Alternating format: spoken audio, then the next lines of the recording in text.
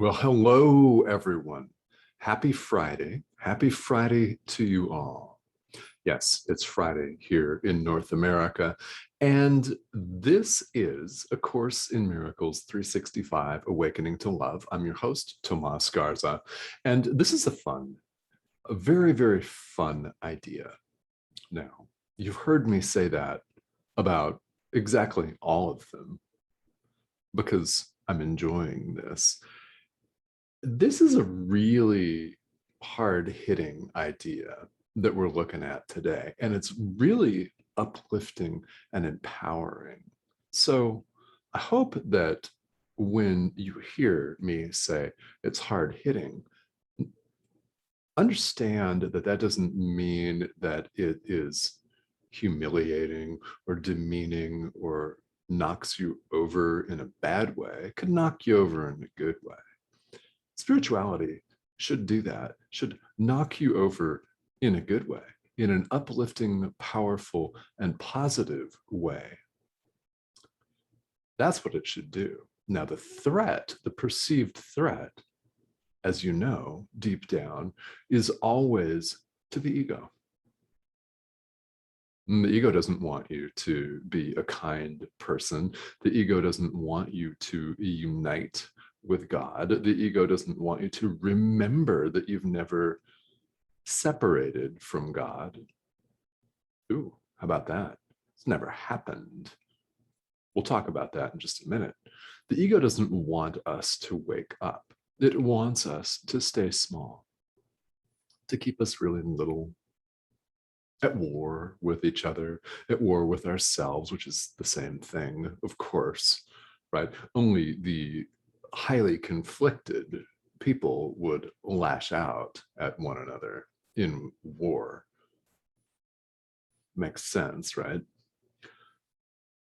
There's a lot going on in today's idea, and yet the explanation is very, very simple. So before I launch into it, I do want to thank you all for tuning in, and please feel welcome to leave comments or questions here. I really welcome those. We've had a couple of very, very busy and good comment sections in the last couple of days here, and that's part of what I want to do here.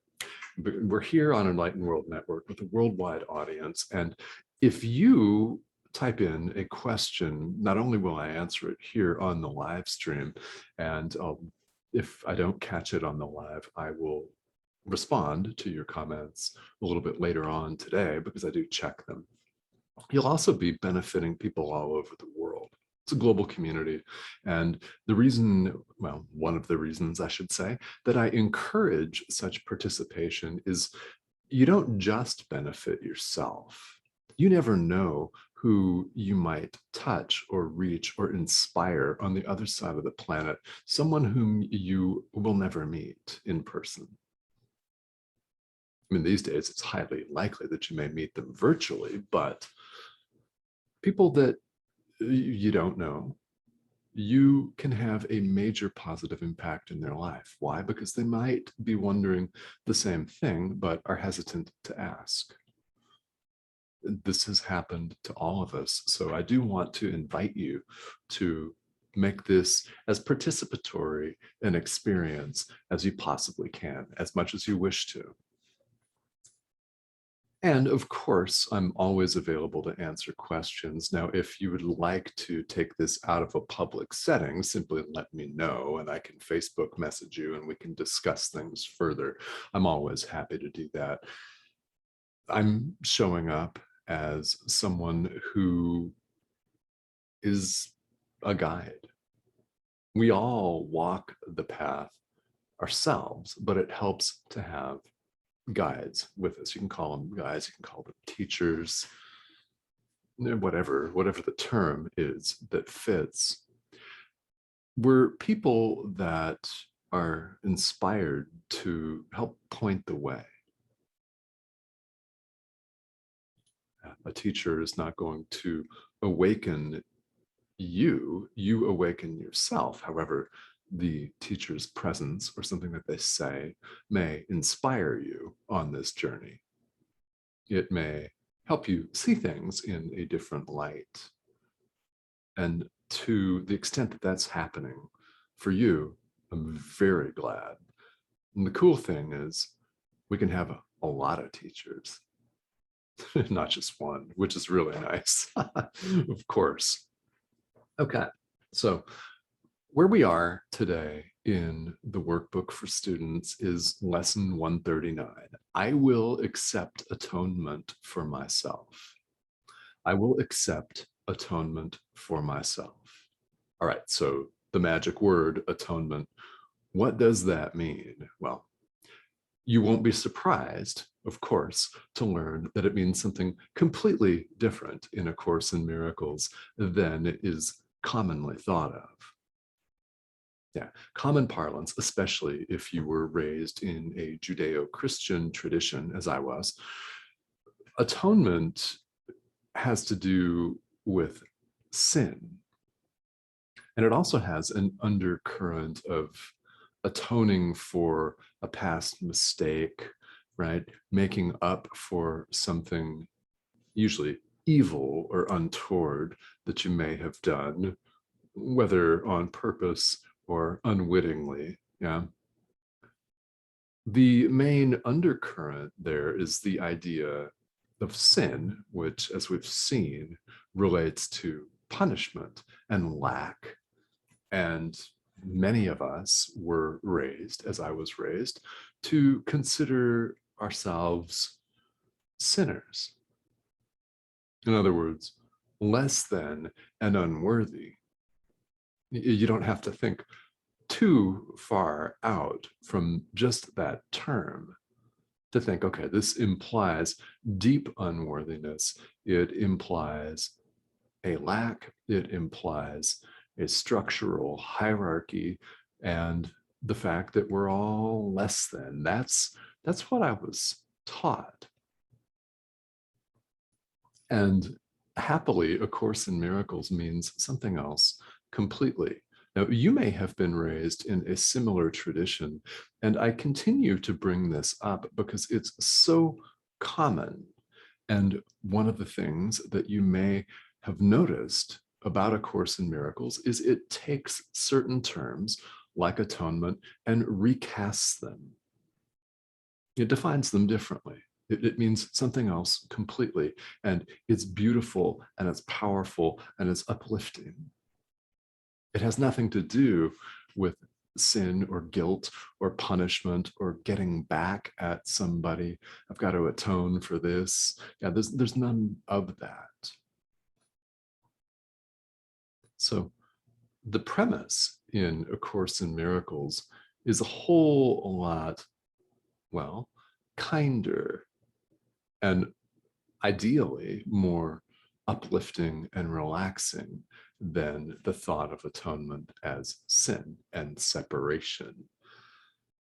So the principle behind all of this is accepting atonement for ourselves means accepting ourselves as we are,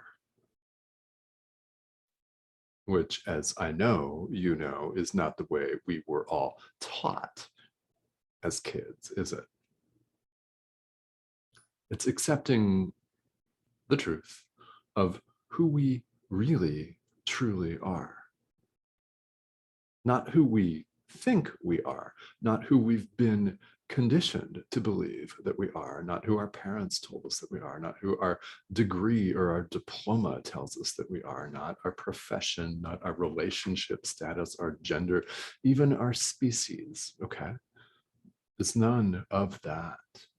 We're not a body. You'll hear that again from me and from many other spiritual teachers. And you know that deep down, you do.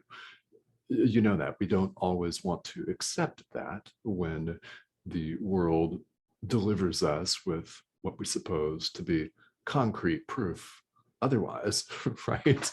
I mean, it looks like we're here having this experience inside this thing called a body, but we're not that.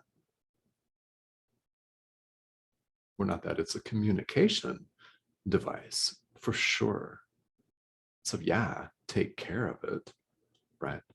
It's a way to reach other people, and it is a means and a method by which we can, if we so choose, wake up. The atonement is accepting the truth of who we really are.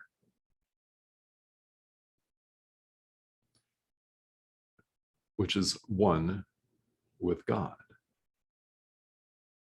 Spirit beyond the body, beyond language, beyond even consciousness, which involves something or someone to be conscious and something or someone exterior to be conscious of. So in accepting atonement for ourselves, we're accepting the truth of who we are, not what we suppose is the truth of who we want to be. So spirituality is not personal development. It goes quite a bit beyond that, because in personal development, we're trying to transform who we are. Or we're attempting a makeover, in essence, aren't we? We're trying to become a more loving person, or we're trying to become wealthier, or we're trying to become more physically fit, hotter, stronger, whatever it is. Yeah. We're actually perfect, exactly the way we were created. Now that inherent perfection is something that we need to awaken to, and we have time at our disposal to do that. Why? Because we have free will, and you don't have to take anything that I'm saying or that anyone else is saying as something you want to do. You don't have to believe me or anybody at all. We have free will in all of this, and we'll never lose that free will. So it's a choice. I will accept atonement for myself. It's a very powerful statement. And if you say it and mean it, it's even more powerful. Because the truth of who we are has never gone anywhere. We've remained precisely, exactly as God has created us, despite our wandering off into the wilderness. Yeah, I mean, the concrete jungles of life, the meetings, the phone calls, the breakups, the past due bill notices, the rent hikes, all kinds of stuff. Yeah, it's not who we really are. So in accepting atonement for ourselves, we're accepting the truth of who we really are, not separate from each other, not separate from God or anything that lives. So what does this look like in practice? Well, in A Course in Miracles, as you've seen, there is tremendous emphasis on forgiveness. And what the Course means by that is not worldly forgiveness where someone's holding a string or holding a grudge against somebody, or feeling superior or inferior because you've deigned to forgive somebody for something they've done to you, not with emphasis on to you, as in separate being one harming separate being two forgiving, supposedly, separate being one, and holding it over separate being one's head forever, maybe, and separate being one resenting separate being two for holding it over their head. You see where I'm going with this? It's all too common. What the Course means by forgiveness, it refers to by many names. It's been referred to as true forgiveness, as quantum forgiveness. This is how atonement works in practice. When we forgive, we're overlooking error, we're overlooking the separation. It didn't exist, and we're acknowledging when we forgive that there is no separation of any kind. This is how the atonement plays out here in the world.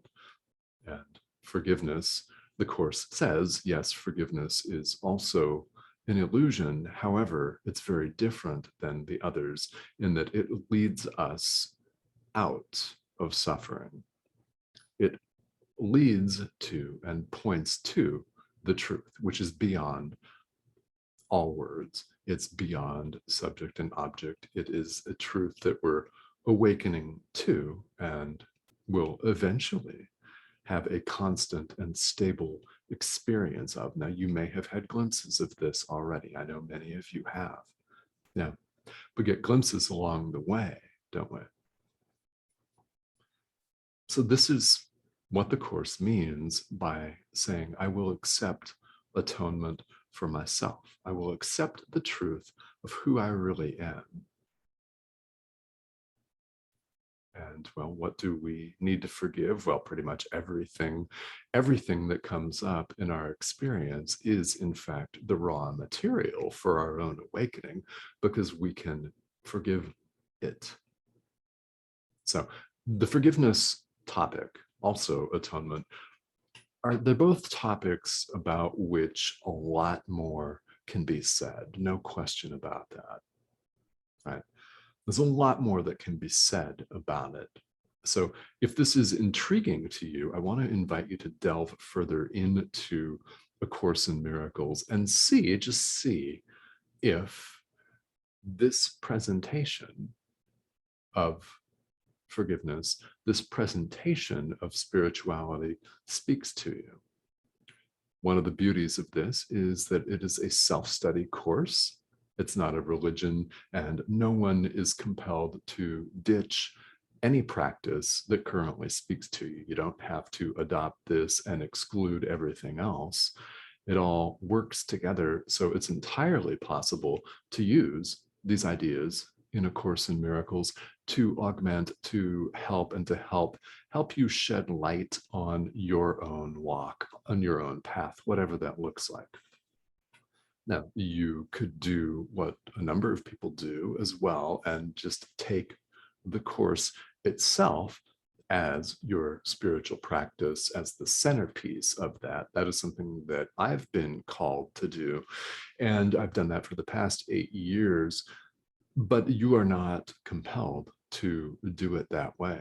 So, as with any teacher, I simply offer these words. I offer my own experience with this in hopes that it may inspire you to get in touch with your own inner teacher, which is what really matters in the end.